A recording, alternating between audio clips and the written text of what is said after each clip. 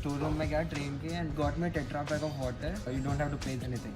First time when you are into a new country and you get good treatment, I loved it.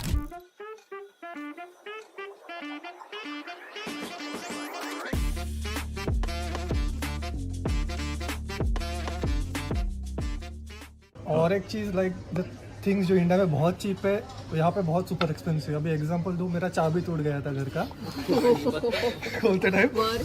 तो landlord बोला कि तू जाके बना के आ जा. तो मैं 2-3 की शॉप्स में गया. दे वर कोटिंग 70-80 यूरोस फॉर की.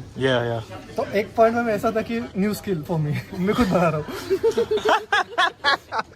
वो डेंजर है. मैंने सुना है कि अगर अपना की लॉस्ट होता है हाउस का तो फिर पूरे अपार्टमेंट का चेंज करना पड़ता है. और फिर कुछ स्टेट्स में ये भी रूल है कि you have to go do a FIR और FIR का कॉपी लेके जाके जब तक आप की लॉक स्मिथ बोलते हैं उनको ना, तो उनको जाके तो वो FIR का कॉपी नहीं दिखाएगा unless and until they won't make your copy of the key as well. And you sometimes also need a confirmation letter from the landlord कि I have sent my tenant. ऐसा. These things are good I guess like for security reasons but insurance भी है. There is one liability insurance. हाँ. India में it's too common. Like train से उतरते उतरते किसी का फोन गिर गया या फॉर एग्जांपल धक्का मार के चश्मा, तो who will pay for that. यहाँ पे there is a liability insurance. The insurance will take care of the Right. So it's around 5 euros per month something like that. Right. But it's a good. तुम लोग ने और कौन सा insurance ले रखा है हेल्थ इंश्योरेंस के अलावा? हेल्थ इंश्योरेंस ही है. अच्छा. टीके. Okay. What are the things you guys don't like other than this? Or let's talk about liking as well थोड़ा. पेपर वगैरह तो बहुत है. मतलब हम लोग का जब वो टीके वो सबका हो रहा था प्रोसेस, तो लिटरली OTP भी एक लेटर में आता है. वो आने के लिए 1 वीक लगता है. मतलब OTP आप भेज दो ना मोबाइल पे, कितना ही टाइम लगता है. But for that also we get a letter. तो उसके लिए रुको, फिर वापस वो एक्टिवेट होने के बाद उसका एक्टिवेशन के लेटर के लिए रुको. तो बहुत बहुत बड़ा मे प्रोसेस बी वो है. डेटा प्राइवेसी लॉज है हाँ. काफी स्ट्रिक्ट है यहाँ पे. GDPR बहुत स्ट्रॉन्ग है इसीलिए. आई मीन जर्मन नंबर पे आई डोंट थिंक मुझे एक भी बार स्पैम कॉल मैसेज आया है 6 महीने में. इंडियन नंबर पे अभी भी आते हैं. जर्मन नंबर पे सर स्कीम में इतना है क्रेडिट कार्ड. ये है. हाँ. Okay, what else do you guys like? Silence. Silence, yeah. Like I can. There's no honking. There's very less honking. I love that. Really love that. Clean environment weather. मतलब उधर के मुंबई के comparison में देखें pollution ही नहीं है. मतलब ऐसा फील होता है कि अंदर तक ऐसे सांस जा रहे हैं. लंग्स यहाँ के फंक्शन हो रहे हैं. सो दैट इज रियली मतलब वो एक मेन रीजन है कि हेल्थ बहुत अच्छा रहता है यहाँ पे. एक्चुअली में. हाँ. और क्या अच्छा लगता है? लोगों का ड्राइविंग यहाँ पे. हम लोग मुंबई से रोड क्रॉस करना पड़ता है, 4 बार लेफ्ट राइट देखना पड़ता है. हाँ. यहाँ पे तो ठीक है, फर्स्ट ऑफ ऑल क्रॉसिंग पे सिग्नल्स होते हैं. अदर देन दैट अगर हम लोग क्रॉस कर रहे हैं हाँ. और गाड़ी है वो लाइक 100 मीटर पहले रुक जाते हैं. सही है. Just stop for you. I feel so privileged when starting में तो समझा ही नहीं कि अरे ऐसे रुक क्यों रहे हैं. पहले लगा इज्जत. लाइक स्टार्टिंग में आया तो मैं देखा तो कुछ मेरा गिरा वगैरह है क्या, वो बता रहे हैं मुझे. Right. Okay. Some people like मेरा first journey like I landed like I got my flight from Delhi to Frankfurt. Then I took a ICE train. So I had to spend my night in Frankfurt itself. तो उसके बाद and I was completely tired. No one, I had to carry my 2 big large bags. और उसके बाद मैं ice train का book किया था. आइस ट्रेन के अंदर गया एंड गलती से मुझे पता नहीं था, मैं फर्स्ट क्लास में चढ़ गया. मेरे पास था सेकंड क्लास का ticket. And the ticket checker he came and I just asked him कि is this ticket valid? So he just saw and मुझे तभी पता नहीं था तभी भी कि फर्स्ट क्लास है कि सेकंड क्लास है. तो मैंने देखा था 1 और डॉट किया था. I think it's a first class but and the coach was so empty and lightings were एकदम ऐसा डिम, ऐसा रिक्लाइनिंग चेयर्स एंड एवरीथिंग. फिर मैं से पूछा उसको क्या मैं अलाउड टू सिट. तो उसने सब देखा, ऐसा नाम किसी का था नहीं रिजर्व, क्योंकि यहाँ पे ट्रेन में if the seat is been reserve there is a name of your thing. तो फिर उसने बोला हाँ you are allowed to sit here. मैं बोला ठीक है ओके.